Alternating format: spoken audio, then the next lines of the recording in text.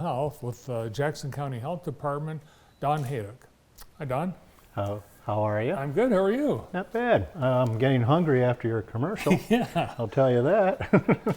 Well, Don is in charge of making sure all our restaurants are safe and healthy, so thanks for that. And also thanks for all you do to keep our whole county safe.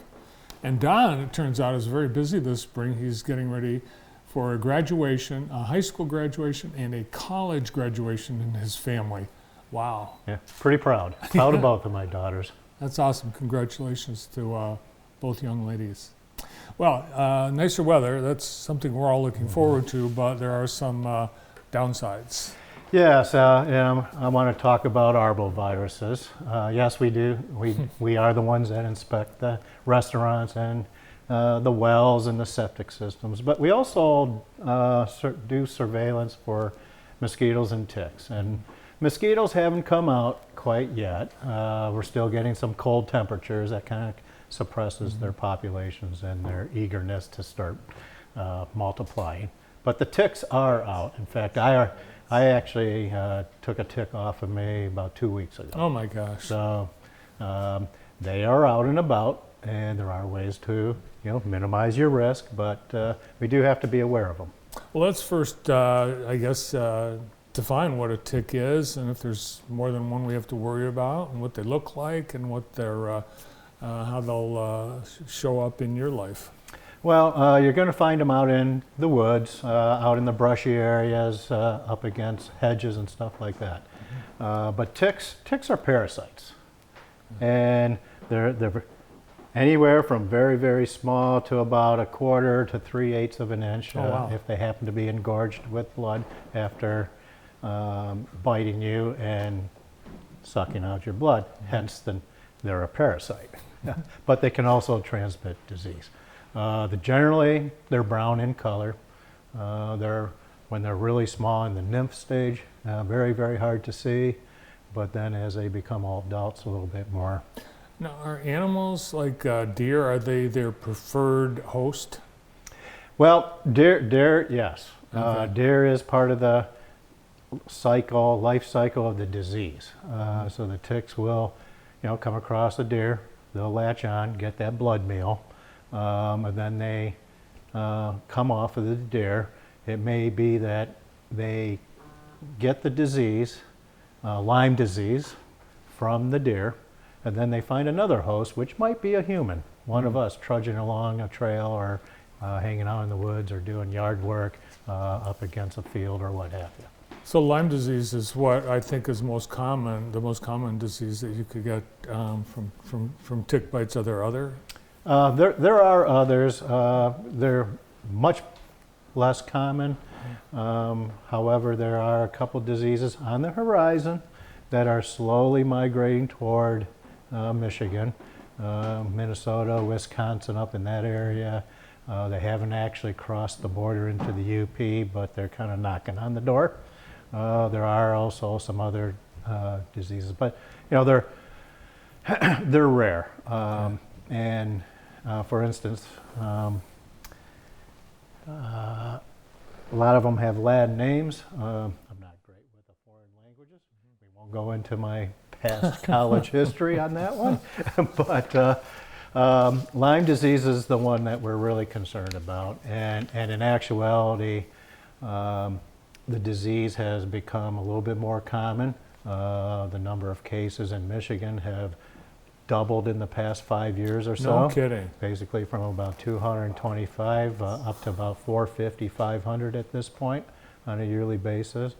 And the locality, geographic area, it has just been migrating west to east. And like I say, I actually had a tick on me 2 weeks ago. Wow. That I actually had to pull off. So I encourage anybody who goes hiking, anybody who's working outside, check yourself after the fact, look around, wear light colored clothing because you can see the ticks easier against a light background. Tuck your pants into your socks when you're hiking around. That kind of keeps them on the outside. Use DEET formula insecticides, repellents. And then also, yeah, take a shower within a couple hours of coming in from the woods or from your hike. And they have to be on your body for quite a long time, don't they? They do. At least 24 hours to be able to transmit the bacteria. Huh. So that's a good thing. That gives us some time. Yeah. And the ability to actually check yourself and be able to remove that tick if it happens to be on you.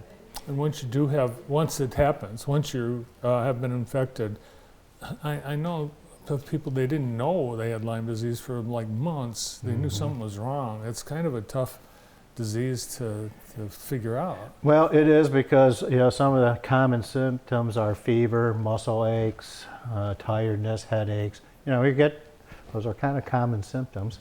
A common cold has some of those, for instance. One of the distinct symptoms is a bullseye rash, usually near the site of the tick bite.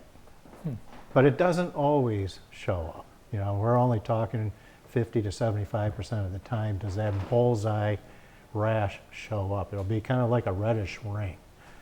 And if you come across something like that, talk to your doctor ASAP. Antibiotics can take care of Lyme disease if discovered early on. Yeah, and that's the key. It's things can get worse the longer you go undiagnosed. Some other worse things can develop months or even years later. Yep.